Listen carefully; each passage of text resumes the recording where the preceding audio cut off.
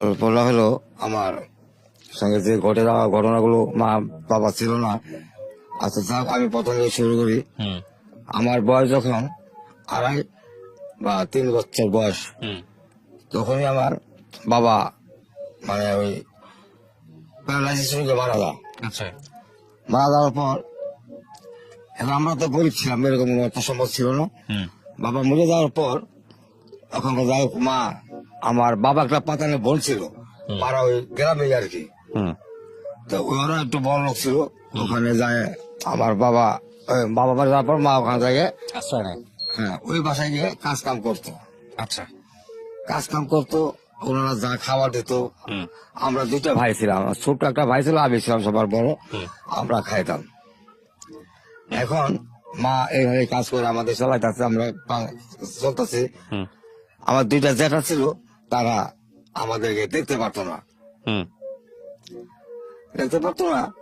এখন মা কাজ করে একদিন আইতে আসে, দেখে আমাদের ঘরটা মানে ভেঙে ফেলে দিছে। 2 জ্যাঠা ছিল, 2জনে ভাগ করে ওরা নাকরি মাকরি বানা হেলাই দিছে। তখন আমার মা দেখে আসে ঘর নাই, আমার মার পক্ষে একটা লোক কথা বলবে এরকম কোন লোক নাই। ছিল না। আচ্ছা।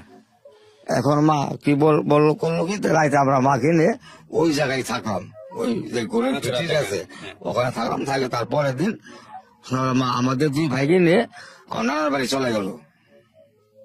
ওখানে আপনার ভাইটা কি আপনার বড়? ওই ভাইটা আমার ছোট ছিল। ছোট ছিল। আপনার বয়স কত তখন যখন এমন ঘটনা করতেছে? আমার বয়স তখন তখন মারা গেছে তখন বয়স কত? 4 বা 4.5 বা 5, আচ্ছা। এর বেশি হবে না। হ্যাঁ। তো গেল আপনাকে নিয়ে নানা বাড়ি। ওখানে থাকি। আমার মা দেখতে শুনতে মানে স্মার্ট এবং সুন্দর ছিল। তখন আমার নানা এবং নানি তারা বাইসা ছিল, তারা মারা যায়নি। এখন আমার মাকে তারা অন্য জায়গায় আবার বিয়ে দেবো। মা কিছু রাজি হচ্ছে না। মা বলতেছে আমার 2টা ছেলে আছে, আমি এখন আরেক জায়গায় বিয়ে বসে আমার ছেলে নদীতে ভাসবো, তারা খাবো কি, থাকবো কিভাবে, চলো কই। একটা বাড়ির জায়গা জমি ছিল, তাও তো জায়গা। এখন তো আর বিয়ে বসা সম্ভব না। অনেক লোকজন মানে প্রতিদিনই আসে মাকে বিয়ে করার জন্য, কিন্তু মা মুটেই রাজি হয় না। তো হঠাৎ একদিন যে লোক বিয়ে করবো মাকে প্রস্তাব দিছে, সেই লোকে যে বললো আমি বিয়ে বসতে পারি, একটা কথা আছে, শর্ত আছে। যে কি শর্ত? যে আমার ছেলে 2টাকে তোমার দেখতে হবে। উনি আমার নিঃসন্তান ছিল, তার কোনো ছেলে মেয়ে ছিল না। উনি আগে একটা বিয়ে করছিল, একটা পালক ছেলে আছে, ওনারা লালন পালন করছে। এখন ওনার কাছে আমি পরে মা কত লোক রাজি হয়ে গেল, ঠিক আছে আমার তো আল্লাহ সম্মত কম দেয় নাই, মানে আপনাদেরকে নিয়েই যাবে আর কি। হ্যাঁ ওই লোক রাজি হয়ে গেল। পর ঠিক আছে আমি বিয়ে করবো ইনশাল্লাহ, আমি ছেলে মেয়েকে দেখবো, 2 ছেলেকে দেখবো। এরকম যাও দেখলো বললো, এরকম কথাবার্তা পাকাপাকি বুক হয়ে গেল। হঠাৎ একদিন আমার ছিল ভাইয়ের গায়ে আসলো জ্বর। তখন অর্থ সম্পদ ছিল না, টাকা পয়সা ছিল না, মাও কিছু করে না। আর গ্রামের বাড়ি 1900 লাগে অভাবের কথা। তখন তো কেউ কাকে 10 টাকাতে হেল্প করার মতো লোক নেই। আমার ছোট ভাইটা এরভাবে আসতো, মানে 10 দিন থাকার পর বিনা চিকিৎসা এসে মারা গেল। মারা যাওয়ার পর আমার ওই যে গ্রামের বাড়ি আমার যে চাচা জ্যাঠা ওদের খবর দেওয়া হইলো যে সালাবের ভাই কালামটা মারা গেছে, তোরা যে আসে না আমরা এখানে মারি দিয়ে যাবো। ওরা 2টা জ্যাঠা ছিল, ওরা গেল, ওই আমার ছোট ভাই লাশটা আনলো, আইনা আমার বাপের কবর পাশে তাকে দাফন কাফন করা হইলো। আচ্ছা। এখন তো মা যখন আরো একটু ফ্রি হয়ে গেল, এখন একটা ছেলে মারা গেল, এখন আমি বড় ছেলে। এখন মা ওনার কাছে নানা নানির বিয়ে দিয়ে দিল। বিয়ে দিয়ে দেওয়ার পরে এখন মাকে রাইতে তো নিয়ে চলে গেল। এখন আমার নানি আমাকে আটকাই রাখলো, আমাকে যেতে দেবো না। আমি তো লাফায় ফাল পাচ্ছি, কাঁদছি, আমি যাবো, তোরা যেতে দিল না। তা নানি আমাকে বোঝাল, তুই সালাম চিন্তা করছে, তুই কাল সকালেই আমরা যাবো তোর মাকে আনতে। আমি ঠিক আছে। যাই হোক টানা থামলো। আমার পর সকালবেলা নানি বলি, নানি চল মাকে আনতে যাবো, মাকে আনতে যাবো। ওরা আবার বাক্সা করে খাওয়া দাওয়া কত 2, 4 দিন, 5 দিন, 10 দিন পার হয়ে গেল। তো হঠাৎ একদিন মা নানি আমাকে নিয়ে আমার মায়ের কাছে চলে গেলাম। তো মা ওখানে আমাকে রেখে নানি চলে আসলো। ওই তো লোক তো বলছে যে আমি ছেলে 2টাকে পালবো, একটা ছেলে তো মারা গেল, একটা ছেলে আছে। ওখানে ভাত তারা ছেঁকে দেয়, তার ঘাস খেতে হয়, ওই গরুর গোবর ফেলাইতে হয়, নানান বিভিন্ন কাজকর্ম করতে হয়। তার আবার সব ছেলে আছে পালক, এই ছেলে আমাকে অযথা মারধর করে, খাবার দেয়, চর দেয়। তখন আর মানে মাও যেমন কিছু বলতে পারে না, মা খালি কাঁদে যে কি করলাম। আমার বললো ছেলে দেখবো, এখন ডাক্তার ছেলেও দেখে না, একটা ছেলে তো মারাই গেল, তাও দেখে না, ঠিক আছে আসে ওই লোক আসুক, মানে যে লোক বিয়ে করছে ওর নাম হলো আজম সাহেব, তা আসুক, ওনার কাছে একটা পরামর্শ করবো, উনি আমার ছেলেকে দেখবো কি দেখবো না। ঠিক আছে, তারপরে ছেলে লোক আসলো, তারপর ওনাকে বললো যে তুমি তো আমার ছেলেকে রাখবা, দেখবা, কথা ছিল, তুমি তো লালন পালন করছো না, তোমার পালক ছেলেটা আমার ছেলেটা সারাদিন খালি মারে, লাথি মারে, ঘুষি মারে, কি মারে, তুমি তো কিছু বলো না। ওরা ভাত খাইলে খায়, না খাইলে টাকা, এটা বললো। এটা বললো। এখন মা বলে বাবা তুই জায়গা, আমি থাকি, যাক আইসে বললাম কার কাছে, আমার মার যে বোন, বড় বোন মাসি, ওনার কাছে চলে গেলাম। আচ্ছা, ওনার আবার ওই যে দেশের যে নদী নালা খাল বিল আছে, ওইখানে খেয়ে মাছ ধরে, ওই যে কাঠিয়ালা জাল দিয়ে, লোহার কাঠিয়ালা জাল দিয়ে মাছ ধরে, সারাদিন মাছ মারে, আর সন্ধ্যায় বিক্রয় করে বাজারে, এই বাজার করে রাত্রে মাছটা বিক্রি করে বাজার করে, বাজার করে। মাছ নাই তো বাজারও নাই, না বাজার নাই, আবার কিন্তু আবার বসে থাকতে হয় না, থাকতে দেয় না। যেমন আধা কেজি সুতা নিয়ে দেয়, এই সুতা পাক দিতে হবে, মানে জাল বুনতে হবে। হ্যাঁ সুতা পাক দিতে হবে, আবার এই সুতা গোছাইতে হবে, তারপরে নাগলি চোখাইতে হবে।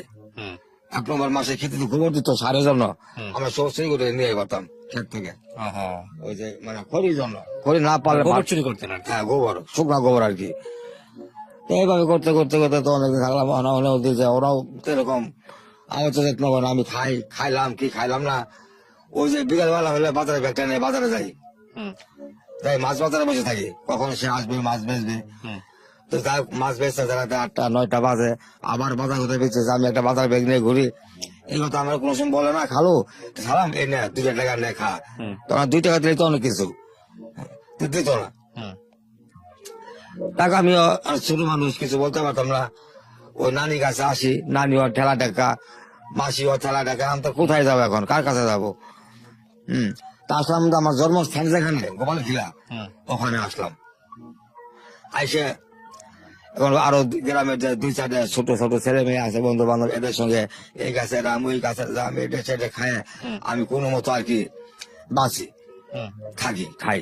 কেউ যাইতে বেলা 2টা জ্যাঠা আমার কেউ ডাক দিয়ে বলে না সালাম ভাত খাই, আমার ছেলেগুলোকে ঘুমা। তা আমাদের দেশে বাড়ির যে আশেপাশে কারোর একটা কবরস্থান নাই, যে লোক মারা যা তার ঘরের পিছে হোক, বাচ্চারের নিচে হোক, তার জায়গাতে হোক, বাড়ি দিব ওখানেই। তো আমাদের বাড়িটার চারদিকে কবর আর কবর।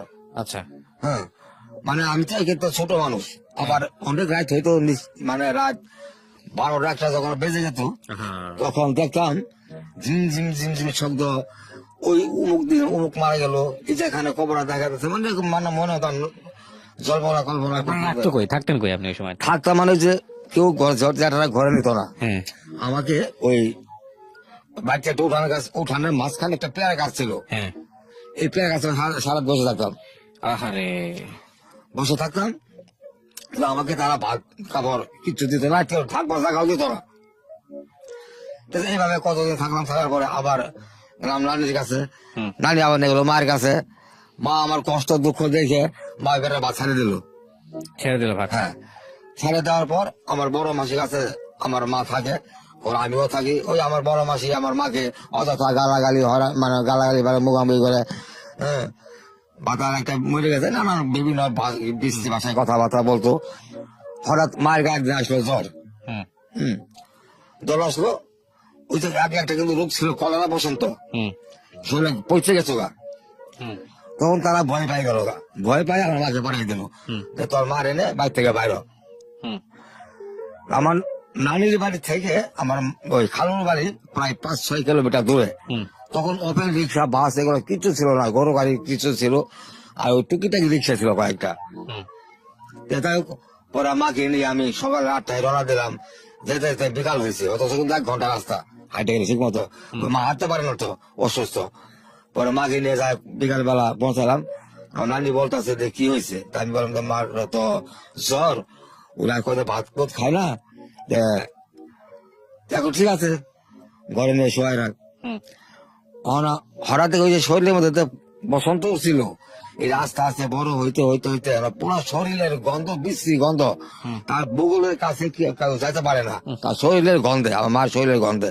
হুম। আমার কাছে গন্ধ লাগে, কিন্তু লাগলেও তো আমার মা তো, আমি যে মা যদি মরে যেত আমার দেখবো কে।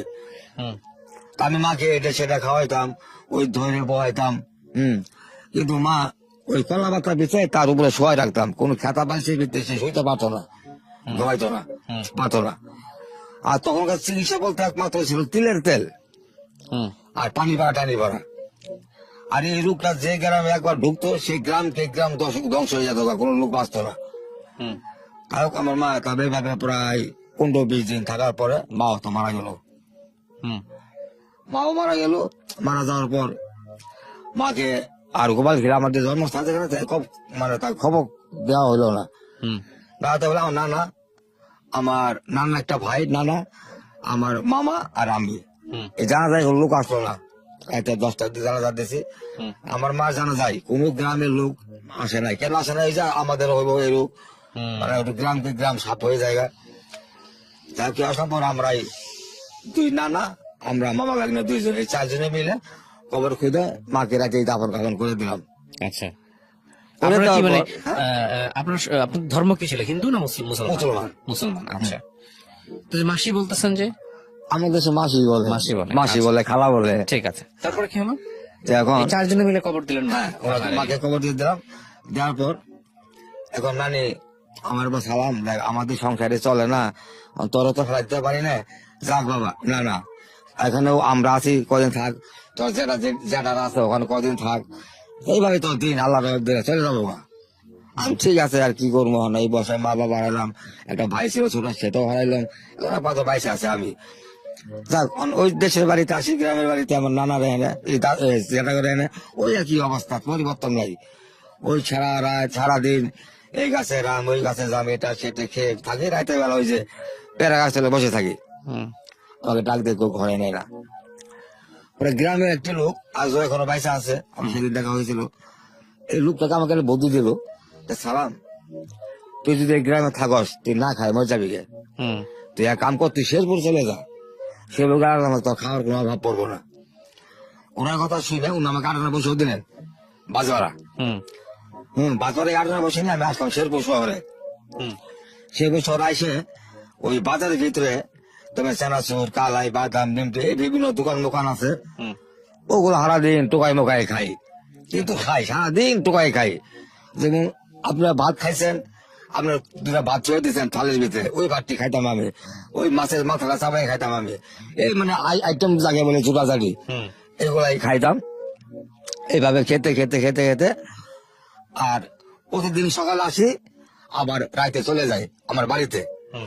বাইরে গেলে তো লাভ নাই, ওই যে পেয়ারা গাছের বসে থাকতে হয়, কোনো লাগতে ঘরে নাই না। হুম। তো এখন আমি এইভাবে থাকতে থাকতে থাকতে থাকতে একদিন মনে মনে ভাবলাম যে আমি আর আজ থেকে বাড়িতে যাবো না। তাই কি করবো, বাড়িতে গেলে বাড়িতে যায় তো আমার লাভ নাই, কারণ যেহেতু আমার পেয়ারা গাছের ফেরাত বসে থাকতে হয়, কবর এদিকে কবর সেদিকে কবর, শিয়াল ডাকে, আমার ভয় ভয় লাগে আর কি। হুম। তা আমি থাকবো কোথায়? তখন ওই দিনের আমার জায়গা ঠিক কথা আছে, কোন জায়গায় রাতে ঘুমাবো। বাজারের ভিতরে হিন্দুতে একটা ঘর আছে, ওই ঘরটা মুসলমান বাঙালিরা আটা, ময়দা, দুধ, সুজি মুজি বেছে, হুম। আর হিন্দুদের ওর বছরে ঘর একবার মানে কাজে লাগে, তারা কীর্তন করে আচ্ছা। বছরে একবার। আর এই ঘরে রাতের বেলা দেখি যে শত শত লোক ঘুমাই থাকে। আচ্ছা। আচ্ছা। হ্যাঁ, তা আমি ওই ঘুরতে ঘুরতে আমি দেখি যেমন একটু জোয়ান, একটু ইয়ং, ভালো গায়ক বগল দিয়ে ঘুমাই আমি। সকালে দেখি যে মরে রয়েছে, ওইদিকে 5 জন মরে রয়েছে, ওইদিকে 2 জন মরে রয়েছে, মানে লাস্ট 2-10টা থাকতে প্রতিদিন। কেন? ওই যে অভাবে কারণে খাওয়া নাই, দাওয়া নাই, বিনা চিকিৎসা। হ্যাঁ, 1974-এর কথা রাখি, 74 হ্যাঁ, দুর্ভিক্ষ। দুর্ভিক্ষের সময়। তা আমি আবার সামনে, আমি যেখানে ঘুমাইতাম এখানে সামনে আবার কালী ঘর, এই বড় বড় মূর্তি আছে বানানো, দেখা যায়, কিন্তু দেখি কিন্তু ভয় পাই না, হ্যাঁ। ভয় পাই না। তারপরে অনেক লোক, তারপরে ওই যে পৌরসভার একটা লোক ছিল, এই লোক নিয়ে কোনো মতন তাদেরকে দাফন কাফন করতো আর কি।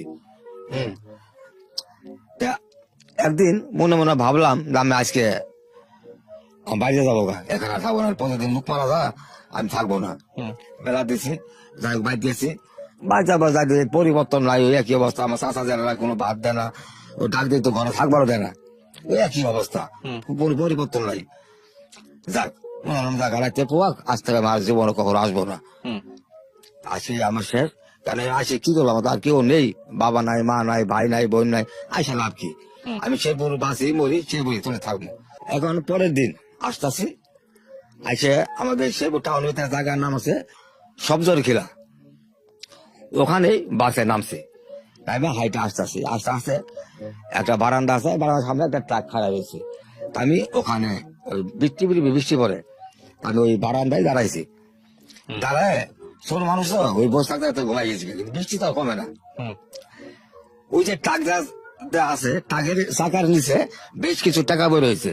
আচ্ছা, তো আমি টাকাটা অনেক চেষ্টা করলাম তাই না আনার জন্য, টাকা তো আসে না, কারণ টাকা তো চাকার তলে কেমনে আসবে, অনেক টাকা, কিন্তু আমি টানলাম আসে না। তা আমি আর ওই টাকা ছুঁয়ে কোথাও যাইতেছি না, এই টাকা কয় টাকা নুরে জানি না, কিন্তু টাকা আমি চিনি চাকার নিচে। চাকার নিচে। আমি টাক হোক, আইস হোক, এখন হোক, বিকাল হোক, টাক তো এখন থাকবো না, টাক তো যাবো না, তারপর নিবা। তারপরে নেবো। সারাদিন বসে রয়েছি, সারাদিন এদিকে না খাওয়া না দাওয়া, ট্রাক নড়ে না। টাক তো আর সরে না, যার মানে ঘরটা তারই টাক, টাক তো আর যায় না। এভাবে করতে করতে সারাদিন আমিও নড়তাম না, টাকা ছুঁয়ে যাবো না, আমার কত টাকা আমি নিয়ে যাবো, আর যেহেতু টাকা দেখা গেত ওইটুকু আমার ঘুরে রাখছে মানুষ দিয়ে, আর কেউ না দেখে, আমি দেখছি তো দেখছি, আজ কেউ না দেখে আমি বসেছি। আস্তে আস্তে আল্লাহর রহমতে দিন গেল, কিন্তু সন্ধ্যার একটু 10 মিনিট আগে এই ট্রেন আইসে টাকা বাড়িতে আছে, সব ঠিকঠাক আছে কিনা। আমি আমার দিলটা মানে খুব শিকার করতেছে, এখন তো টাক যাবো গা, এখন তো টাক চলে যাবে। আমি দাঁড়ালাম, এটা একটা উঁচা গাড়ি, ইচ্ছা দেন চলেন, সব ঠিক আছে, মাল উঠাবো, ঢাকা আসবো মাল নিয়ে। আচ্ছা টাক তো গেল, আর আমি খাপ করে টাকাটা উড়ালাম, আমার এক মুঠ টাকা, আমার টাকাটা মোটে আনে না, ছোট মানুষ তো নেই তো, টাকা আমার এক মুঠ, কিন্তু বড় বড় নোট, কত টাকা নোট সেটা আমি জানি না, কত কত বলতে পারবো না। এই টাকাটা নিয়ে আমার শেরপুর টাউনে ঢুকলাম না, ইরান ব্যাগ গেলাম গা, কোথায়? আবার বাইরে চলে গেলাম বাড়িতে। আমার ছোট একটা জেঠা ছিল, বড় জেঠা আর ছোট জেঠা, আমার বাপ ছিল সবার ছোট, সে আগে মারা গেছে। জেঠাকে ওই টাকাটা আমি জেঠাকে নিয়ে দিলাম হাতে, যার টাকাটি পাই তো খুব খুশি। আমার টাইনে ঘর নিয়ে গেল গা, নিয়ে বলতেছে আমার জেঠি রে, এই সালাম রে খাবার দে, খাবার দে। আমার জেঠি কত তাদেরকে যাকে খাবার দে, সারা না খাই রয়েছে। পরে জেঠি ভাত দিল, যাক এখন ওই টাকাটি দেওয়ার পরে আমাকে আর কোনো গাল মন্দ পারে না, খাবার টাইম মতো আমি খাবার দেয়। আমি যাক আল্লাহ দিলাম, হয়তো আমার কষ্ট শেষ, যারা টাইমে টাইমে খাবার দিয়েছে, না খাইলে জিগা খুশ খবর ল, খাইছস কিনা। আমি যাক আল্লাহ বুদ্ধ রহমত করছি, রহমত তো কই করবো, সপ্তাহখানি গেছে, আবার এসে আগের মতো আবার ঘরটায় বাইরে বাদ দেয় না, বাঁচাইতে গেলে কথা কামে কোথায় গেছে, তা বাবার খবর দেখা বাচ্চা জেরিয়ে কই কথা। তার আবার আগের পরিস্থিতি হয়ে গেল, আবার এসে ভালো শেরপুর আইসে ওই কালীর ঘরেই থাকি, যে একটা কালীর ঘর আছে সেই ঘরেই থাকি। হঠাৎ একদিন রাত প্রায় 2:30-3টা বাজে, ওই কালী ঘরটার ভিতরে যত লোক ছিল ঘুমান্ত, সবাইটাই ঘুরাইছে, মানে নোংরখানার লোক আইসে কাঠ দেবো। তো আমাকে ডাকে উঠাইলো, আমি উঠলাম, আমার ছোট্ট একটা হাতের বিন্দু, একটা গেঞ্জি গায়ে, আর কিছু নাই, কাপড় চোপড় নাই, এইগুলাই গায়ে দিয়ে থাকি। পরে আমাকে জিজ্ঞাসা দে তোমরা কয়জন, আমি বললাম যে কয়জন মানে আমি একাই, আমার কোনো লোকজন নাই। পরে আমার একটা কার্ড দিল, আমি কার্ড দিয়ে কি করবো, তোকে কালকে নখানা রুটি দেওয়া হবে। আমি কোথায় তাকে দেওয়া হবে, ও ডাক বাংলা থানা দেয় না। আমি ঠিক আছে যাবো, কটার সময় আমি কোথায় যখন খুশি তখনই যাক। কার্ডটা পাইতে আমি খুব খুশি হলাম যে নখানা খাবার পাবো। ভালো হয়েছে, কারণ খাবার আর টেনশন থাকবো না। তাই কার্ডটা নিয়ে পরদিন গেছি ওখানেই, যাই কার্ডটা দেখাইছে, একটা রুটি দিছে মাত্র, একটা রুটি আর কি হয় আমার, আমি কামড়াই খাইতে আইতে আইতে বাজারকে কুড়ি শেষ, আর পানি খাইছি, কিন্তু ওই টুকাই খাওয়া আমার অভ্যাসটা, কিন্তু মানে অভ্যাস মন থেকে আমার খাইতেই যাবো, না খাইতে আমি মরবো না আমি। ওই যে মিষ্টি বানাই দেয়, মিষ্টি ছানার পানি, এটা গ্লাস নিয়ে পিয়ে খাই, গ্লাস ভরে ভরে খাই। ওই হোটেলে একটা কাস্টমার সাথে খাবার বেশি বাড়ে বা ছাইড়ে তো এই খাবার গুলো আমি খাই, ওই সারারাও ডেকে নিয়ে দেয় বেশি, আর তোরাই এই ভাটি খা। আমার কোন দোকানদারে দেওয়া যায় সেটা চা নিয়ে দে, একটা চা নিয়ে দিয়ে দেওয়া যায় 1 মুঠ বাদাম দিয়ে দে, কেউ 1 মুঠ কালাই দিয়ে দে, এইভাবে চলতেছি খাইতেছি। ওর পরের দিন রাইতে আবার যখন ঘুমাইছি সকালে দেখি নগর খানে কাঠটা নাই আমার কুচা থেকে চুরি করে নিয়ে গেছে। চুরি করে নিয়ে গেছে। আরে এখন কাঠটা হচ্ছে কারণ তো রুটি পরদিন আবার নগর খানে গেছি, বলতেছে স্যার আমাকে রুটি দেন। রুটি রুটি তোর কাঠ কই, আমি তো কাঠ তো চুরে নিয়েছে গা, কত তার রুটি তো চুরে নিয়ে গেছে গা, চুরে খা রুটি থেকে গেছে না, তো রুটি তো দেওয়া যাবে না। যেখানে স্যার রুটি ভাজে সেই জায়গাটা বিশাল, অন্তত 30-40 হাত লম্বা তাওয়াটা আর কি। হুম হম যেখানে আটা রুটি ভাজে কিছু কিছু গোড়াগাড়ি কিন্তু পরে চলা পা সাইডে থাকে। হ্যাঁ তামো বলাই এগুলো চিনতে চিনতে খাইতেছি। পাঞ্জাবি বড় বড় প্যান্ট একদিন সাড়ে পারছে আইসা দেখতেছে আমাকে, আই এদিকা সাড়ে যেমন ডাকতেছে আমি তো দৌড়াই আইসি, খুব খুশি আমাকে খাবার দেবো। আইসি তা আমাকে বলো তোর বাড়ি কোথায় রে, আমি তো বলবো সারা বাড়ি তো আমার গোপাল খিলা, তোর মা বাবা নাই, আমি না। তুই এক কাজ কর, যেখানে রুটি ভাজে সেখানে বাসের একটা বেড়া আছে যেন কোনো পাবলিক গ্যাদারিং করতে না পারে। আছি পরে বললো যে তুই তারা আমি দেখি তোর লোক কি করতে পারি। উনি কিন্তু একজন শেরপুরের এমপি বা গভর্নর, কিন্তু আমি চিনতাম না তাকে। যাই হোক পরে আমি দাঁড়াইলাম, দাঁড়াবো এই যে লোক চলে গেল আর তো আসে না। আমি বলতেছি স্যার তো আমরা কই দাঁড়াইবো, দাঁড়াইতে স্যার কি অবশ্য কি বলে গেল বা স্যার আসে না কে, থাক ঠিক আছে দেখা যাক। এরকম করতে করতে স্যার তো মনে করেন একটা আরেকটা সঙ্গে করে লোক নিয়ে আসছে, আসে খারাপ একটা চিঠি লিখলো, লেখে আসে লেগে বললো যাই এই ছেলেটাকে নিয়ে তুমি দিয়ে আসো। তারপরে ওই লোকের সঙ্গে আমরা হাঁটতেছি, হাঁটতে হাঁটতে টাউন থেকে প্রায় 2 কিলোমিটার গ্রামে গেলাম গা। ওই যে এক গ্রামে ছিল একটা এই ভোটঘর, এই ভোটঘরটা ওরা বানাইছে এতিমখানা। হ্যাঁ এই এতিমখানায় আমার নিয়ে গেল, যাই দেখি ওখানে প্রায় 250 পোলাপান, 250 মধ্যে মেয়ে 150, ছেলেরা 100। যাক ওখানে যাওয়ালাম, যাওয়ার পরে ওই লোকটাকে ওই যাই দেখি বারান্দার ভিতরে 2টা মহিলা হিন্দু, 2টা পুরুষ মানুষ বসে রয়েছে। তা বললো ওই লোকটা বললো এটা সাড়ে চিঠি 2টা এই চিঠি দিচ্ছে, দেখে বললো ঠিক আছে আপনি আসেন, ওই ছেলেটাকে ভর্তি কথা বলছি। পরে বললো যে তোমার নাম কি, আমি বললাম যে আমার নাম সালাম, গ্রামের বাড়ি কোথায়, গ্রামের বাড়ি গোপাল খিলা, পিতার নাম কি শমশের, সমস্ত ঠিকানা দিলাম। তারপরে যখন শমশের বলছি তখন ওখান থেকে 2টা লোক ফাল দিয়ে লাফাই উঠছে, এক লোকে বলতেছে আরেক লোকে সালাম শমশের এই যে তোর ছেলে রে, মানে ওই লোকের নাম শমশের, মানে ওই দুইটি অনেক একজন প্রিয়, হ্যাঁ উনি অনেক একজন প্রিয় আর কি, ওরা আমার দর্শন করে। তো যাক অনেক তো ওখানে ভর্তি গেলাম গা, ভর্তি হওয়ার পর একটা আয়া আসছিল 7টা, ওরা একটা আয়াকে ডাক দেওয়া হইলো, দিয়ে ছেলেটাকে নিয়ে যা গোসল করে আনো, আমাদের গোসল করে আনলো, আইনে আমাদের খাবার দেওয়া মাটির খাতা আছে না, মাটির হানকি, এর ভিতরে এক খানটি বিলেতের দুধ গোলায় জাল করছে, এই দুধ আর 3টে রুটি ওই নগর খানার আচ্ছা দিল, খাইলাম। খাওয়া দাওয়া আমার ভর পেট, আমার ছোট থেকে একটা অভ্যাস আছে, আমি ওই ছোট বেরি ডোয়াই খাই। হ্যাঁ এটা আমার ভাবে শিখাইছে, গেছে কেন শিখাইছিল, আমার শরীর আমি একবার এক পুচ্ছিলাম তো সারা হাত পা ফুলে গেছে, লোকা পানি মানে নামছিল, বাপে শিখাই গেছে। আপনার শরীরে এটা ভালো আমি শুরু থাকি বিড়ি খাই, মানে আমি আবার ওই যে আমাদের সেই 2টা হল আছে সিনেমার, কাকুলি এবং রূপকথা, আমি হল থেকে ওই বড় বড় সিগারেট টোকাইলে মেসের ভিতরে ভরে রাখতাম। একটু মায়ের বিড়ি খাইয়ে দেয় আমার জানা ছিল না, আমার ছোট মানুষ। হ্যাঁ আমি তো নাচতাম খাই পোলা পান্না মাছ খাই, একটা সিগারেট লম্বা মাছ টানতেছি, এখন আর হ্যাঁ জানতেছি তখন পোলা পান্না কি করছে যে আমাদের যে তুয়ান গুলো আছে তোকে টাইকে আনছে, ওই দেখেন বিড়ি খাইতেছে, আমার নতুন মানুষ মারলো না, আজকে মারতে ভর্তি হচ্ছে মারলাম না, তবে আর বিড়ি আছে আমি আছে সব ফেলা, পরে সব ফেলাই দিলাম, ফেলাই দেওয়ার পরে আজ থেকে আর কখনো বিড়ি খাইতে দেখবো না, নতুন আসো মারলাম না তাহলে মারতাম, আমি ঠিক আছে আজকে আর বিড়ি খাবো না, কিন্তু বিড়ি তো চুরি করে খাই। তারপরে উনি আমার খুব আদর যত্ন করতেন। এখন এবার থাকতেছি, পরের দিন আমাদের ওই ইতিমানা পাশে একটা ঈদগাহ মাঠ আছে, এই মাঠে আমাদের বোর্ডের ভিতরে একটা হিন্দু মহিলা আমাদের বাংলা পড়া, আবার বিকালবেলা একটা মাস্টার আসে ওই আরবি পড়া, আবার হাই স্কুলে আমাদের সবাইকে 250 বলাবার সবাই ভর্তি করে দিয়েছে, সবাই আবার লেখাপড়া করি স্কুলে। এইভাবে যাতেছি প্রায় অনেক বছর হয়ে গেল, আমার দুঃখ কষ্ট প্রায় আর তখন আর নাই। হুম তা আমি তখন টাইমে খারাপ পেতেছি, লেখাপড়া শিখতেছি, তা আমার তো আর অন্য কোনো টেনশন নেই। হুম একদিন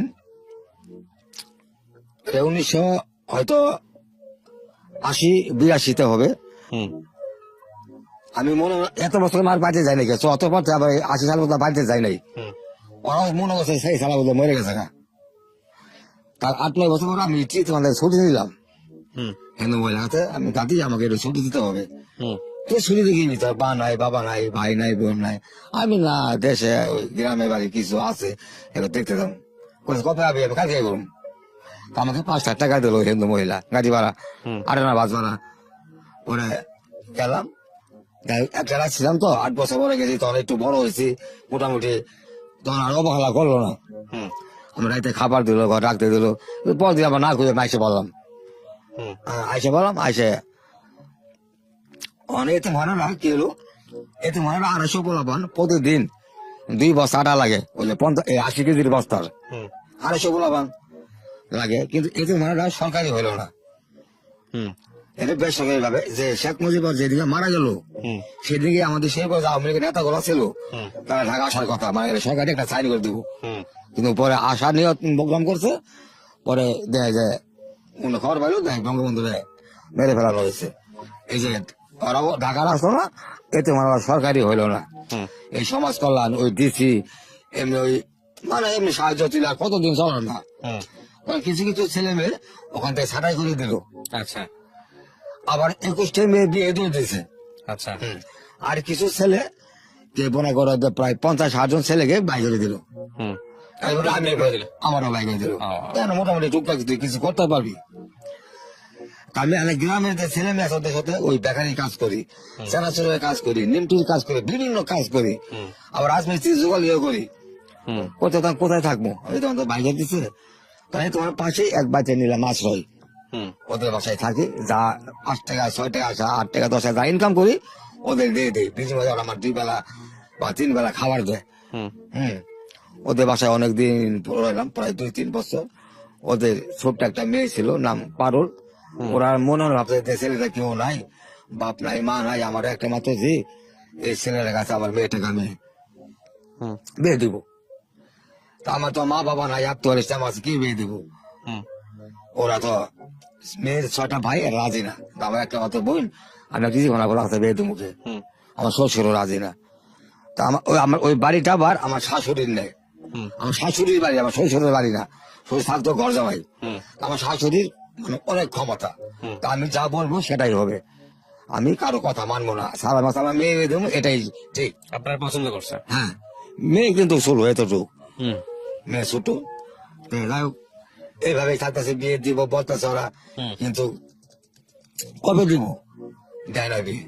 তা আমি ওই সময় মনে হয় ভাবতেছি বিয়ে দিয়ে না, তাহলে আমি কি করবো না, না ওদের পোলা বসে চলা ফেরা করতেছি, খাইতেছি, থাকতেছি। মেয়ে আস্তে আস্তে প্রায় 1-1.5 বছর 2 বছর পার হয়ে গেল গা, আমি একটু সবল হলাম, বড় হইলাম, এই মেয়েটাও একটু বড় হয়ে গেল গা। হুম আমি এতে মানে দেবো, আর একটা কথা বলে গেছিলাম, এতে মানে একটা পিয়ন আয়া ছিল, হুম এই আয়ারে আমরা 250 ছেলে মেয়ে ছিলাম, তাকে আমরা মা ডাকতেন। মা ডাকতাম। হুম হম এই তার একটা মেয়ে আছে, তার 2টা মেয়ে, একটা রহিমা একটা রাহেলা। এই রহিমের আমার বিয়ে দিব।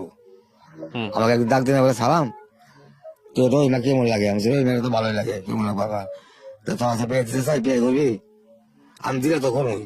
হুম এখনকার মানে ওখানে এই যে দিলে করবো, লগলা আমাকে 100 টাকা দিল। হুম আমি 100 টাকা দিয়ে কি করবো, প্যান্ট কিনবি, জুতা কিনবি, শার্ট কিনবি। হুম আমি আচ্ছা, তো কিনা পরও আরো মনে হয় 15-20 টাকা বাইসে গেছিল, 100 টাকা দিয়ে জুতা প্যান্ট শার্ট কেনার পরে। হুম 100 টাকা দিয়ে বিয়ের সাজ পোশাক। হয়ে গেছে, লুঙ্গি কিনছিলাম 30-35 টাকা, লুঙ্গি দামি লুঙ্গি কিনছিলাম, মানুষ তখন দামি তো কম ছিল। হুম কত সালের গল্পটা চাচা? এটা হলো 80, বিয়ে করছেন কত সালে মনে আছে? আমার বিয়ে করছিলাম, আমার শরীর মনে আছে, প্রথম একটা বিয়ে করছিলাম 88-তে। 88-তে না, 88 তো আমার বড় মেয়ে পেটে। হুম হ্যাঁ, আগে? ক্ষমতায় আসলো যখন, তখন সেই সময়। হ্যাঁ, ওর প্রথম বিয়ে, তারপর একসাথে ক্ষমতায় আসলো, বিয়ে মাইক নিলাম। আচ্ছা, তো হ্যাঁ 100 টাকা দিয়ে জিনিসপত্র কিনছেন, তারপর? হ্যাঁ, এরপর তারপর তো আসলাম, আইনে হচ্ছে শার্ট প্যান্ট মাকে দিলাম, মায়ের যে শার্ট প্যান্ট জুতা কিনে আছে, মা তো দেখে খুব খুশি হলো, ঠিক আছে তোর বিয়ে আজকে না কালকে হবে। ওই যে বাচ্চা আমি ছিলাম এতদিন, এনারা তো শুনছে সালাম তো রই মারি বিয়ে করতেছে। এখন এতিম খানার ওই মহিলা আর এই বাড়ির মহিলা বিশাল ঝগড়া। পাশে একটা চেয়ারম্যান ছিল, সৈতালি চেয়ারম্যান নাম, ওনার ছেলে জনাবদিন জনু, উনি এসে দলিল লেখে ওনাকে ডাক দিল আমার ওই শাশুড়ি, জানাল সালাম দে এই কথা বোঝা হরে একটু বোঝা। পরে আমার ডাক দেয় নেই সালাম মারে যা কথা আছে। পরে গেলাম হারাম গালে মালি বললো, মানে ভালো মন্দ বললো যে তুই তো মারা মেয়ের বিয়ে করবি, তোর বাড়ি নাই ঘর নাই, ওই ছেলে বাড়ি নাই ঘর নাই, আজকে তোমাদের বাইক করে কালকে গেছে থাকবি কই বনে। হারাম দাদা তুই মারে বাদ দে, তুই পারুলের বিয়ে কর। পারুল বাপ আছে, মা আছে, সবাই ভাই আছে, জায়গা তুমি সবই আছে, তুই তোমাদের বাইক করে যাবি কোথায়? তাই আমরা চিন্তা করার পরে আমরা কথা তো ঠিকই কইছো, আমরা তো কিছু ভাবি নাই। হ্যাঁ ঠিক আছে, আমি রহি মারে বিয়ে করবো না, আমরা পারুলকে বিয়ে করবো। যাক পারুলকে পরে বিয়ে করলাম মানে বিয়ে ওই বিয়ে ভেঙে দিলাম। ওরা এরা বিয়ে দিব কিন্তু দেয় না, দেবো দেয় না। একদিন আমি আমার সম্বন্ধে বউকে বললাম ভাবি আপনারা আমাকে বিয়ে পারুলকে রহিমাকেও বিয়ে করতে দিলেন না, আমি তো পারুলকেও বিয়ে দিতেছেন না, দিলেন না, আমি তো আমার বিয়ে মাথাতে বিয়েটা লস হয়ে গেল, বলতে পারলাম না। পরে একদিন তার শাশুড়ি বলতে মা সারা মেয়ের কথা বলে আপনি কি করলেন? ও ঠিক আছে সামনে শুক্রবার বিয়ে দিন। শুক্রবার বিয়ে মানে কি গ্রামের 10 জন তাই এনে কালকে মিষ্টি চা পান খাওয়া মানে সাক্ষী রাখুক, আমি আমার মেয়েটারে এই ছেলেটার কাছে বিয়ে দেবো, সেটা বড় হইলে এখন না। আমি তো মনে করলাম যে গ্রামের 10 জন আছে, চা পান খাওয়ালাম মিষ্টি খাওয়ালাম, বিয়ে তো হয়ে গেছে, বিয়ে মাসা কেমনে করে বিয়েতে বিয়ে করে। যাক এখন আমি এবার থাকি, গাড়ি চালাই, খাই, ইনকাম যা করি সব দিয়ে দিই, 1 টাকা লোক রাখি না, শুধু আমার সিগারেট টাকা রেখে তো দিয়ে দিই। এবং করতে করতে করতে করতে বহুত 2 বছর আরো পার হয়ে গেল, মোটামুটি তখন এত বড় হয়ে গেছে। তখন ওরা আমাকে সমুদ্রের বউ বললো যে মা একবারে বিয়ে আমরা ছাড়ে দেন, মেয়ে তো বড় হয়েছে, ছেলেও তো মোটামুটি কামাই যাও যা করে ভালোই করে। তখন বললো ঠিক আছে, তাহলে ওদের ঘর নাই, তাই এরা ঘর তুলতে জায়গা আমি দেবো। আমি পরে আমাকে বললো খারাপ তো একটা ঘর তুল, আমি ঘর তুল জায়গা পাবো কোথায়? আমার তো জায়গা নাই। জায়গা কিন্তু শাশুড়ি অভাব আছে, 3.5 কাঠা জায়গা, মানে 17.5 জায়গা আছে, অনেক জায়গা, তুই ঘর তুল। আমি ঘর তুল টাকা পাবো কই? টাকা আমার জমাবি, এই টাকা আবার কামাই করে আমি জমাইলাম, মানে দিল্লি 10, 15, 20 জমাইতে প্রায় 3-4 মাসে 700-800 টাকা জমাইছি। জমানোর পরে একটা ঘর উঠাইলাম কামলা নিয়ে। ঘর উঠানোর পর এখনকার ঘর সুন্দর করে করে কি কি লাগে, চেয়ার লাগবে, টেবিল লাগবে, একটা চৌকি লাগবো, কিছু মানে গরমে শাক সজ্জা করতে হবে। এই জন্য আমার শাশুড়ি বলে তুমি এগুলো সব কেনাকাটা ওকে কমপ্লিট করো, তারপরে তোমার বিয়ে আমরা সারিয়ে দেবো। ঠিক আছে, তা আমি একটা চৌকি কিনলাম, কবাট কিনলাম, ওই মানে যা যা লাগে কাপড় আলনা কিনলাম। কেনার পরে আমি আমার রাখতাম না, আমার রাখতাম কারণ হলো ওই বিয়ে করার আগে আমি বেরিয়ে রাখতাম দাদি, মেয়ে আমার ফুপু লাগে, কারণ বিয়ে করছে তার মা আমি কিমন ডাকি না, আমরা ডাকি না, কিছু ডাকি না, মাও না কিছু না, নিয়ে বন্ধু রাখি। তুমি খুব রাগ হতো আমার একটা মেয়ে বিয়ে দিলাম, আমার জামাই আমার আম্মা কয় না, তো আমি মনে মনে খুব খুশ হয়তো আর কি, বিরক্ত হইতো। এইভাবে থাকতে থাকতে থাকতে পরে মোটামুটি বিয়ে আয়োজন করলাম, আমরা মাইক মুইক নিয়ে এলাম, ওরা বিয়ে আয়োজন করলো। ওখানকার মাইক আছে, মাইক বাড়িতে আছি, আমাদের এলাকায় যে চেয়ারম্যান ছিল উনি দৌড়াই গেছে, সালাম কি কথা সব মাইক যাতায়াত বন্ধ কর। আমি কে দেশের মতো সরকার সামরিক শাসন দিছে, 2 লোক 5 লোক 1 লোক কথা বলে পুলিশে ধরে নিয়ে যায়, তাড়াতাড়ি বন্ধ কর। তারপরে এই বন্ধ করে দিলাম, মাইক মানে ফেরত দিলাম, দেওয়ার বিয়ে খাদি তো হয়ে গেল। হয়ে যাওয়ার পর এখন বউ আমার লোক থাকতে থাকে না, বউ থাকে আর মার লোকে, বউ শুধু আমি সব নিয়ে মানে অনেক এড়ে ছেড়ে ভাঙচুর করি, ঘরে বেড়া কাটি, ঘরে টিনে চাল কাটি, কুবাই এড়ে ছেড়ে করি, করতে করতে তারপরে এই বাড়ি ছেড়ে আয় বললাম ঢাকা থাকি তখন ঢাকা মানে আসি, তখন থাকতাম তেজকুনি বেলা, ঢাকার পাড়া। ওই রিক্সা চালাইতাম, সকালবেলা আইতাম, মানে আসি আইতাম, কালকের দিন থেকে পরশু দিন যাইতাম গা। মানে বেশি দিন থাকতাম না, অল্প কিছু 2-4 দিন থাকতাম, থাইকে যাইতাম গা। ভালো লাগতো না ঢাকা তখন আমার কাছে। এখন এইভাবে করতে করতে এখন দেখি যে আমার যে একটা ঘর আছিল, এই ঘরের ভিতরে এলাকার যে কমিশনার আছিল, কাউন্সিলর, এই আড্ডা দিছে এই ঘরে মদ খা। আর শুনছি আমি চোখে দেখি নাই, আমার ওয়াইফের লগে তার এরা সম্পর্ক, এটা আমি মানে পরে কোন সময় দেখি নাকি। শুনছেন শুধু শোনার কথা আর কি। মানুষের কাছ থেকে শুনছেন? হ্যাঁ, তো যাই হোক, না শোনার কথা মানে আবার সরকারি যদি পৌরসভাতে কোনো অনুদান আসতো, ওর আগে পাইতো, টিউবওয়েল আগে পাইতো, বিজেপি কার্ড, যে কোনো জিনিস ওদের আগে দিত। আপনার স্ত্রীকে? আমার স্ত্রীকে, আমার শাশুড়িকে দিত। আচ্ছা। দিত। তা আমি মনে মনে ভাবলাম যে ঠিকই তো, আর সারা রাত ঘরে মদ খা, তো নিশ্চয়ই কোনো সম্পর্ক রয়েছে। আবার আমার সম্বন্ধে একটা এটা হলো চামচা, বুঝছি। সমুদ্র একটা চামচা, উনি ওনার সঙ্গে ই করে আর কি, চামচামি করে। তারপরে আপনি পাইলেন? হ্যাঁ, একটা সম্পর্ক ওদের সাথে রয়েছে, এটা আমি একটু বুঝতে পারলাম আর কি। তা আমার সঙ্গে আমার ওয়াইফ কথাবার্তা বলে না। তা আমার কাছে যেন কেমন কেমন লাগে। এলাকার বাড়ির আশপাশ বাড়ির মানুষ এরকম ঘটনা আমরা দেখি। আর এই লোকের বাড়ি ছাড়া কি করে, এখানে টাউনের সেপুর মাঝখানে ওদের বাড়ি, এখানে গ্রামে এসে থাকে। নিশ্চয়ই কোনো কারণ আছে, আমি তো জানি না, দেখি নাই। এবার শোনা কথা কি আর করবো। এখন এই বউ আমাকে আর পছন্দ করে না, ওই আমাকে তুই তাই ব্যবহার করে, খারাপ ব্যবহার করে, মানে আমার এমন কাইলা মানে কাইলা পর্যন্ত কালো আমাকে, তুই আমার বাড়ি থেকে বাইর, আমি তুই আমার আছে দেওয়ার ডিভোর্স দিবি, আমি কালকে বিয়ে করবো আর লোককে। তো আমি খুব একটা রাগি ছিলাম, এখন তো আমার রাগ নাই, তখন আমার মাথা রক্ত উঠে পড়তো। আমি এই ব্যাপার নিয়ে আমার সমুদ্রে কয়েকবার পেরেছি। তো যাই হোক, পরে ডিভোর্স দিলাম, মানে ডিভোর্স দিয়ে দিলাম। আমি কালকে দিব, তার এক্ষণে দিয়ে দেবো। আমার কথা আমার কমিশনের সঙ্গে সম্পর্ক, আমি তো আর কি করবো।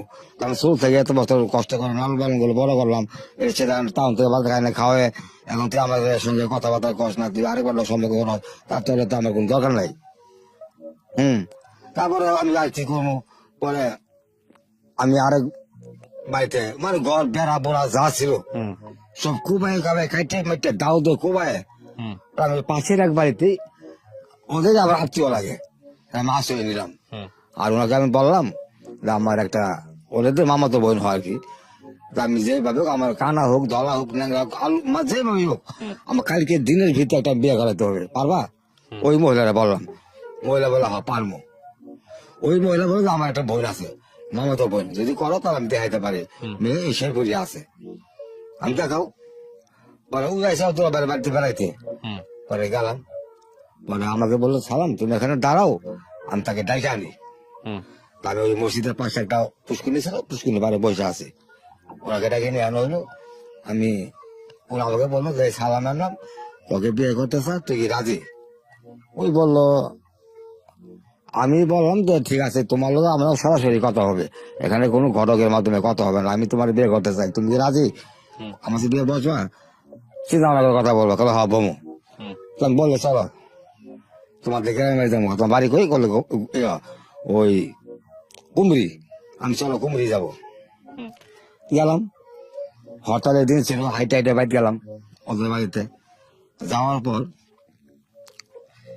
এখন দেখি একটা ঘর আছে ওদের, কিন্তু ঘরের বেড়া নাই, এত বিশ্রী অবস্থা, এত খারাপ অবস্থা পরিস্থিতি। আমরা 4টে লোক এখানে গেছিলাম, আমার তারা সারাটা দিন না খাওয়া রাখছে, রাত 10টা পর্যন্ত।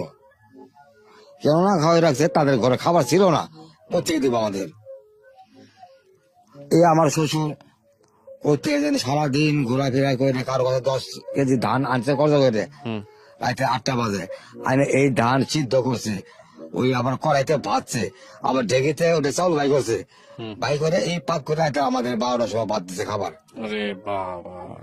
মানে ওরা তো খুব অভাবে ছিল, পরে আমি ওই ঘরে মহিলাকে বললাম যে আমাদের এত এত ভাত দিল কে, আমার সকালবেলা এসে সারাদিন না খাওয়া। ওরপর আমার বলে খালাম একটু সমস্যা ছিল, এই লেগে তোমাদের দেরি হয়েছে। সমস্যা মানুষের না খাই রাখবো? আচ্ছা বার একটা মতো মেয়ে বেঁধে বলে বলতে হবে যাইতাম গা। বলে না, মানে ওই ইতিহাস বলে না। হলো এটা, হ্যাঁ। হ্যাঁ, আমি ঠিক আছে যাও। এইভাবে ওদের বাড়ি 3 দিন রইলাম। 3 দিন থাকে পরে মেয়েটাকে বিয়ে করলাম। বিয়ে করার পরে তো আমি বিয়ে করার পর 2 দিন পরে বলতেছি, দেখো আমি তোমার বিয়ে করলাম, আমি তো তোমাকে কিছু দিতে পারলাম না। তা আমি যাই হোক, আমি ঢাকা যাই, সে মিশে চলাই কিছু টাকা পয়সা জমাই আইসে, তোমার আমি শাড়ি কাপড় মানে যা কিছু লাগে সব দিয়ে ঢাকা লয়ে যাবো। আর আমার এখানে তো কিছু নাই, সেরকম বাড়ি নাই, গাড়ি নাই, ঘর নাই, দর নাই, কই থাকবো, চলো ঢাকা যাবো গা। তবে ওনারা নিয়ে শুধু আইসে বললাম ঢাকা। ঢাকা এসে ওই করি রিক্সা চালাই, এই টিভিগেট রিক্সা চালাই। আর এর মধ্যে 1500 টাকা জমাইছি, মানে 1 মাসের মতন থাইকে জমাইছি। জমানোর পর ওই মেয়েটা চাচা ছিল এখানে, ওনার লোক আমি বন্ধু বান্ধব মতো চলতাম। ওনাকে বললাম তো কাকা আসি একটু আমার লোকে, সবাই একটু মহাখালী বাজার যায়, আমি কিছু কিনবো। আচ্ছা ঠিক আছে। আমিও দুপুরে খাওয়া দাওয়া করে রেডি হয়েছি, কিছু কেনাকাটা করবো। এই টাইমে দিকে আমার বউ হাজির। আচ্ছা, যেটা পরে বিয়ে করলাম আর কি, আইসা হাজির। আমি কি ব্যাপার, আমি আর তোমার কিছু কেনাকাটা করবো? আইসা বললা শোনা দেশে বাবা পনেরো না খাই মরতেছে, এটা গায়ে পড়ছে। আমি যা গাইছো খুব ভালো হয়েছে, তো আমার ঠেকাই দিতে পারবো। ওরা আমি একটা ঘর নিলাম, রুম ভাড়া টিভিগেট নিলাম 200 টাকা করে ঘর ভাড়া। পরে বাজার যায়, ডেক পাতিল স্টোভ মিস্টোভ যা কিছু লাগে সংসারে সবকিছু কিনলাম। কেনার পরে তখন আমরা সংসার মনে করেন এখানে চালাইতেছি ঢাকায়। ঢাকা। এই যে তখন টিভিগেট বস্তি না, ওই 7 টাকা থাকতাম আর কি। ওইভাবে করতে করতে করতে করতে আমার একটা বড় মেয়ে হইলো, নাম সালমা। মেয়েটা হইলো, মেয়েটা মোটামুটি তার মেয়েদিকে থাকতে থাকতে ওই কুলে নেই কাহে নেই নিতে আগের যে আমার স্মৃতিগুলা ছিল পিছনে, সেই স্মৃতিগুলা ভুলে গেছেন? সেগুলা আমি ভুলে গেলাম। মেয়ের দিক তাকায়, হ্যাঁ মেয়ের দিক তাকায় মেয়েটা বিয়ে দিলাম। মেয়েটা বড় হইলো, আমরা পরে মিরপুরে মেয়েটাকে বিয়ে দিছি। মেয়েটাকে এখন বর্তমানে 2 ছেলে, 1 মেয়ের আর আমার ছেলে 4টা। আচ্ছা, তো এখন চাচা আপনি করেন কি সংসার? এখন আমি সংসার বলতে আমি ওই বউ আছে, দ্বিতীয় বউটা আছে আপনার? হ্যাঁ পরে বড় আছে। আচ্ছা, এখন কি করেন আপনি? আমি এখন বর্তমানে ওই যে গুলশান 2 নম্বর 68 নম্বর কাজ চাকরি করি, গার্ডের, সিকিউরিটি গার্ড। সিকিউরিটি গার্ডের। আচ্ছা, তো এই গল্পটা আপনি আমাদের এখানে বললেন কেন? বললাম আমাদের অনেক গল্প, আমি অনেক সময় অনেক আমি নাইট ডিউটি যখন করি আমি এই গল্পগুলো খুঁজি কোন চ্যানেলে হয়। আচ্ছা, বিভিন্ন রকমের গল্প আছে, আমি শুনি টিপে থাকি চ্যানেল। টিপতে টিপতে গল্প শুনি, ভালো লাগে। তার ভালো লাগে মানে তোমার সে তো সহজেই অনেক পচা গল্প দেখেছি, শুনি কোনো মজার কথা না, গল্প করা ভালো লাগে না, তারপরে প্রচার হয়। তাই আবার লেখাপড়া নাই দিকে আমি ইংলিশে লিখতে হয়, মেসেজ টেসেজ দিতে পারি না। তখন একটা নাম্বার কালেক্ট করলাম, মানে আমি যে বয়সের সময় নাম্বার বলে না, 8 বছরের সময় অভিজ্ঞতার সময় সেগিতে তার ঘাস খাতে হয়, ওই গরুর গোবর ফেলাইতে হয়, নানান বিভিন্ন কাজকর্ম করতে হয়। তার একটা সৎ ছেলে আছে পালক, এই ছেলে আমাকে অযথা মারধর করে, থাপড় দে, চর দে। তখন আর মানে মাও যেমন কিছু বলতে পারে না, মা খালি কাঁদে যে কি করলাম। আমার বললো ছেলে দেখবো, এখন ডাক্তার ছেলেও দেখে না, একটা ছেলে তো মারাই গেল, তাও দেখে না, ঠিক আছে আসে ওই লোক আসুক, মানে যে লোক বিয়ে করছে ওর নাম হলো আজম সাহেব, তা আসুক, ওনার কাছে একটা পরামর্শ করবো, উনি আমার ছেলেকে দেখবো কি দেখবো না। ঠিক আছে, তারপর ওই ছেলে লোক আসলো, তারপর ওনাকে বললো যে তুমি তো আমার ছেলেকে রাখবা, দেখবা, কথা ছিল, তুমি তো লালন পালন করতো না, তোমার ভাই পালক ছেলেটা আমার ছেলেটা সারাদিন খালি মারে, লাথি মারে, ঘুষি মারে, কি মারে, তুমি তো কিছু বলো না। ওরা ভাত খাইলে খায়, না খাইলে জাগা, এটা বললো? এটা বললো। এখন মা বলে বাবা তুই জায়গা, আমি থাকি, যাক আইসে বললাম তার কাছে। আমার মার যে বোন, বড় বোন মাসি, ওনার কাছে চলে গেলাম।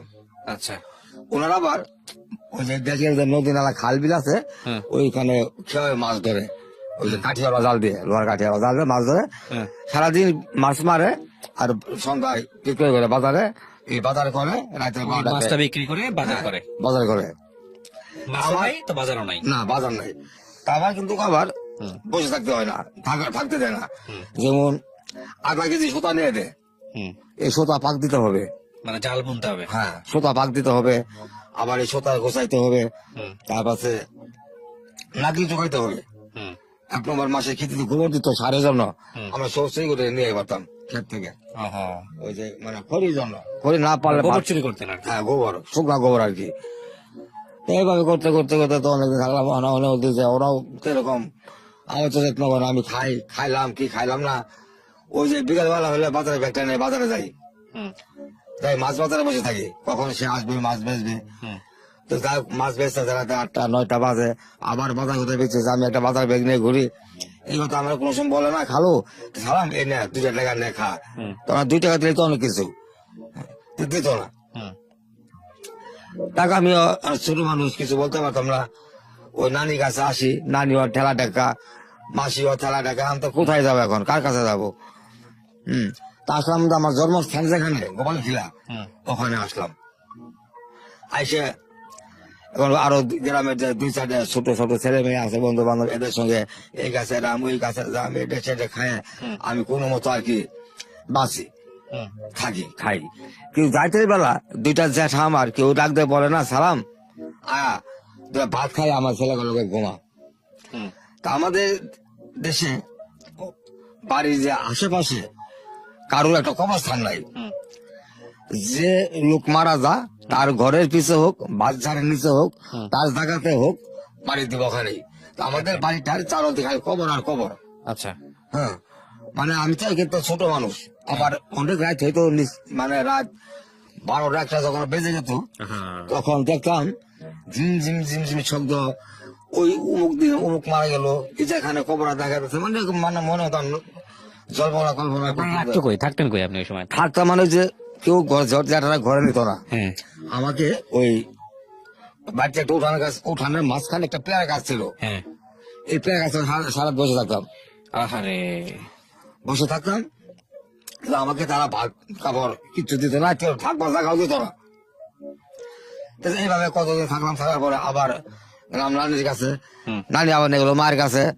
মা আমার কষ্ট দুঃখ দেখে মা এবারে ভাত ছাড়ে দিল। ছেড়ে দিল ভাত। হ্যাঁ, ছাড়ে দেওয়ার পর আমার বড় মাসির কাছে আমার মা থাকে, ওর আমিও থাকি। ওই আমার বড় মাসি আমার মাকে অযথা গালাগালি মানে গালাগালি মুখামুখি করে। হ্যাঁ, বাতার একটা মরে গেছে, নানান বিভিন্ন বিশ্রী ভাষায় কথাবার্তা বলতো। হঠাৎ মায়ের গায়ে একদিন আসলো জ্বর। হুম, জ্বর আসলো, ওই যে আগে একটা কিন্তু রোগ ছিল কলেরা বসন্ত, হুম, শরীরে পৌঁছে গেছো গা। হুম, তখন তারা ভয় পাই গেল গা, ভয় পাই আমার মাকে পাঠিয়ে দিল হুম, যে তোর মার এনে বাইর থেকে বাইর হ। হুম, আমার নানির বাড়ি থেকে আমার ওই খালুর বাড়ি প্রায় 5-6 কিলোমিটার দূরে। হুম, তখন ওপেন রিক্সা বাস এগুলো কিছু ছিল না, গরু গাড়ি কিছু ছিল, আর ওই টুকিটাকি রিক্সা ছিল কয়েকটা। হুম, তাই পরে মাকে নিয়ে আমি সকাল 8টায় রওনা দিলাম, যেতে যেতে বিকাল হয়েছে, অথচ কিন্তু 1 ঘন্টা রাস্তা হাঁটে গেলে ঠিক মতো। মা হাঁটতে পারে না তো, অসুস্থ।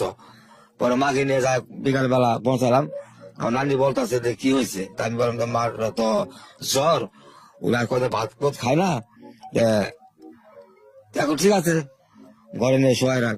হুম, হঠাৎ ওই যে শরীরের মধ্যে তো বসন্ত ছিল, এই আস্তে আস্তে বড় হইতে হইতে হইতে পুরো শরীরের গন্ধ, বিশ্রী গন্ধ, তার বগলের কাছে কি কেউ যাইতে পারে না, তার শরীরের গন্ধে, আমার মার শরীরের গন্ধে।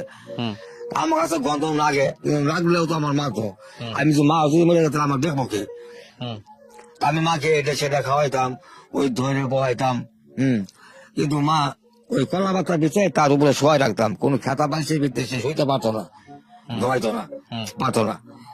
আর তখনকার চিকিৎসা বলতে একমাত্র ছিল তিলের তেল হুম, আর পানি ভরা টানি ভরা। আর এই রোগটা যে গ্রামে একবার ঢুকতো, সেই গ্রামকে গ্রাম ধ্বংস হয়ে যেত, কোনো লোক বাঁচত না। হুম, তাই হোক, আমার মা তাদের ভাবে প্রায় 15-20 দিন থাকার পরে মাও তো মারা গেল। হুম, মাও মারা গেল। মারা যাওয়ার পর মাকে আর গোপাল ঘিরে আমাদের জন্মস্থান যেখানে মানে তার খবর দেওয়া হইলো না। হুম, দাঁড়াতে বলে আমার নানা, আমার নানা একটা ভাই, নানা আমার মামা আর আমি। হুম, এই জানা যায় লোক আসলো না, রাইতে 10টা জানা যা দিয়েছি।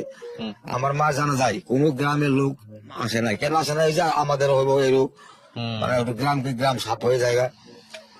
যা কি আসার পর আমরা 2 নানা, আমরা মামা ভাগ্নে 2 জন, এই 4 জনে মিলে কবর খুঁজে মাকে রাতে দাফন কাফন করে দিলাম। আচ্ছা। আপনারা কি দেওয়ার মানে পর, আপনার ধর্ম কি ছিল, হিন্দু না মুসলমান? মুসলমান। মুসলমান, আচ্ছা। তো মাসি বলতেছেন যে? আমাদের দেশে মাসি বলে, মাসি বলে, মাসি আচ্ছা। বলে, খালা বলে। ঠিক আছে, তারপরে কি হলো? তো এখন এই চারজনে মিলে কবর দিলেন মা? ওরা মাকে খবর দিয়ে দিলাম, দেওয়ার পর এখন নানি আমার উপর সালাম, দেখ আমাদের সংসারে চলে না, তোর তো ফেলাইতে পারি না, যাক বাবা, না না এখানেও আমরা আছি, কদিন থাক, তোর যেটা আছে ওখানে কদিন থাক, এইভাবে তোর দিন আল্লাহ দিয়ে চলে যাবো মা। আমি ঠিক আছে, আর কি করবো না, এই বসায় মা বাবা হারাইলাম, একটা ভাই ছিল ছোট, সেটাও হারাইলাম, এখন আপাতত বাইসে আছে আমি।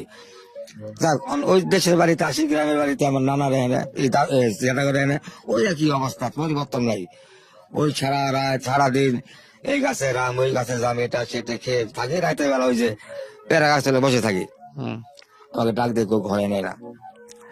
পরে গ্রামের একটি লোক আজও এখনো বাইসা আছে, আমি সেদিন দেখা হয়েছিল, এই লোকটাকে আমাকে বুদ্ধি দিল, সালাম তুই যদি এই গ্রামে থাকস, তুই না খাই মরে যাবি গে, হুম, তুই এক কাম কর, তুই শেরপুর চলে যা, সে লোক আর আমার তোর খাওয়ার কোনো অভাব পড়বো না। ওনার কথা শুনে উনি আমাকে 18 বছর দিলেন বাজওয়ারা। বাজারে 18 বছর নিয়ে আমি আসলাম শেরপুর শহরে। হুম, শেরপুর শহরে এসে ওই বাজারের ভিতরে তোমার চানাচুর, কালাই, বাদাম, নিমটে এই বিভিন্ন দোকান মোকান আছে, হুম, ওগুলো সারাদিন টোকাই মোকাই খাই, কিন্তু খাই সারাদিন টোকাই খাই। যেমন আপনারা ভাত খাইছেন, আপনার দুটা ভাত ছুঁয়ে দিচ্ছেন থালের ভিতরে, ওই ভাতটি খাইতাম আমি, ওই মাছের মাথাটা চাপাই খাইতাম আমি, এই মানে আইটেম লাগে বলে জুটাজাটি, হুম, এগুলাই খাইতাম। এইভাবে খেতে খেতে খেতে খেতে আর প্রতিদিন সকালে আসি, আবার রাতে চলে যাই আমার বাড়িতে। হুম, তো বাইরে গেলে তো লাভ নাই, ওই যে পেয়ার গাছে বসে থাকতে হয়, কোনো লাগতে ঘরে নাই না। হুম, তো এখন আমি এইভাবে থাকতে থাকতে থাকতে থাকতে একদিন মনে মনে ভাবলাম যে আমি আর আজ থেকে বাড়িতে যাবো না। তাই কি করবো, বাড়িতে গেলে বাড়িতে যায় তো আমার লাভ নাই, কারণ যেহেতু আমার পেয়ারা গাছ খেলার বসে থাকতে হয়, হুম, কবর এদিকে কবর সেদিকে কবর, শিয়াল ডাকে আমার ভয় ভয় লাগে আর কি। হুম, তা আমি থাকবো কোথায়? তখন ওই দিনের জায়গা ঠিক কথা আছে, কোন জায়গায় একটা ঘুমাবো। বাজারের ভিতরে হিন্দুতে একটা ঘর আছে, হ্যাঁ, ওই ঘরটা মুসলমান বাঙালিরা আটা ময়দা দুধ মুড় সুজি মুজি বেছে, হুম, আর হিন্দুদের ওর বছরে ঘর রাখবার মানে কাজে লাগে, তারা কীর্তন করে আচ্ছা, বছর একবার। আর এই ঘরে রাতের বেলা দেখি যে শত শত লোক ঘুমাই থাকে। আচ্ছা, আচ্ছা, হ্যাঁ, তা আমি ওই ঘুরতে ঘুরতে আমি দেখি যেমন একটু জোয়ান একটু ইয়ং ভালো গায়ক বউকে ঘুমাই আমি, সকাল দেখি যে মরে রয়েছে, ওইদিকে 5 জন মরে রয়েছে, ওইদিকে 2 জন মরে রয়েছে, মানে লাস্ট 2-4-10টা থাকতে প্রতিদিন। কেন? ওই যে অভাবে কারণে খাওয়া নাই দাওয়া নাই, বিনা চিকিৎসা। হ্যাঁ, 1974 কথা নাকি, 74, হ্যাঁ, দুর্ভিক্ষ। দুর্ভিক্ষের সময়। তা আমি আবার সামনে আমি যেখানে ঘুমাইতাম এখানে সামনে আলো কালীর ঘর, এই বড় বড় মূর্তি আছে বানানো, দেখা যায়, কিন্তু দেখি কিন্তু ভয় পাই না, হ্যাঁ, ভয় পাই না। তারপরে অনেক লোক তারপরে ওই যে পৌরসভার একটা লোক ছিল, এই লোক নিয়ে কোনো মতন তাদেরকে দাফন কাফন করতো আর কি। তা একদিন মনে মনে ভাবলাম যে আমি আজকে বাইরে যাবো গা, এখানে আর থাকবো না, প্রতিদিন লোক মারা যা, আমি থাকবো না। হুম, বেলা দিছি, যাই হোক বাইর দিয়েছি, বাইর যাবার যাই দিয়ে পরিবর্তন নাই, ওই একই অবস্থা। আমার চাচা যারা কোনো ভাত দেয় না, ও ডাক দিয়ে তো ঘরে থাকবারও দেয় না, ওই একই অবস্থা, কোনো পরিবর্তন নাই। যাক জায়গা রাখতে পোয়াক, আজ থেকে আমার জীবনে কখনো আসবো না, হুম, আসি আমার শেষ। কেন আসি কি করবো, আমার তো আর কেউ নেই, বাবা নাই মা নাই ভাই